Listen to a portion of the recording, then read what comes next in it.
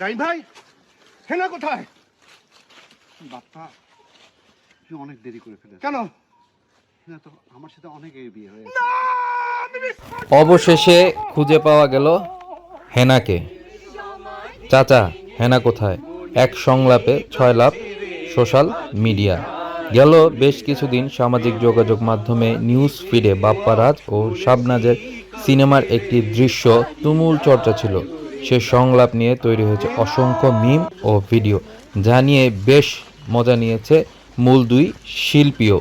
অবশেষে সেই হেনাকে খুঁজে পেল বাপ্পারাজ। সম্প্রতি টাঙ্গাইলে দেখা হলো দুজনের। শাবনাজের স্বামী চিত্রনায়ক নাইম তার নিজ বাড়ি টাঙ্গাইলের সাহেব বাড়িতে এক অনুষ্ঠানের আয়োজন করেছিলেন। সেখানে আমন্ত্রিত ছিল বাপ্পারাজ সহ আরও অনেকেই। সেখানে মজার ছলে কন্টেন্ট তৈরি করে নাইম, শাবনাজ ও বাপ্পারাজ।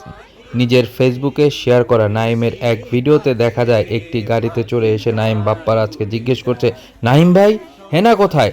উত্তরে নাইম মজা করে বলেন, বাপ্পা তুই অনেক দেরি করে ফেলেছিস, হেনা তো আমার সাথে অনেক আগেই বিয়ে হয়ে গেছে। সঙ্গে সঙ্গে বাপ্পারাজ চিৎকার করে বলেন, না না, আমি বিশ্বাস করি না।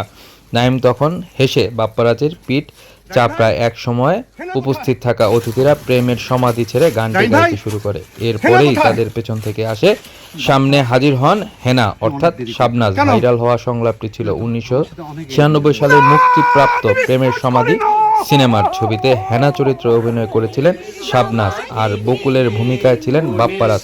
সিনেমাটির নির্মাতা ছিলেন ইফতেখার জাহান, আর কাহিনী, সংলাপ, চিত্রনাট্য করেছেন দেলোয়ার জাহান ঝন্টু। সিনেমায় বাপ্পারাজ, শাবনাজ, আনোয়ার হোসেন ও অমিত হাসানের গুরুত্বপূর্ণ চরিত্রে অভিনয় করেন। যদিও সিনেমাটি মুক্তির সময় এতটা আলোচনায় আসেনি, তবে সময়ের ব্যবধানে এর সংলাপ এখন সামাজিক যোগাযোগ মাধ্যমে আইকনিক